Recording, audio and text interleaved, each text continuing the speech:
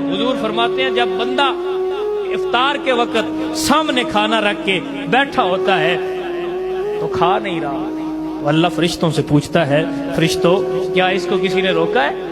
नहीं मालिक, किसी ने नहीं रोका। क्या ये खाना इसकी दस्तरस से दूर है? नहीं मालिक, किसी का अपना है, जब चाहे खा सकता है।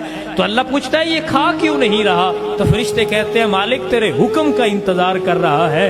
तो अल्लाह कहता है देखो वो खाने पे कुदरत रखता है, वो खा सकता है, लेकिन वो इसलिए नहीं खा रहा, वो सारे दिन का भूखा है, वो सारे दिन का प्यासा है, लेकिन पानी पी नहीं रहा, खाना खा नहीं रहा कि जब तक मेरा मालिक न कहे मैं नहीं खाऊंगा।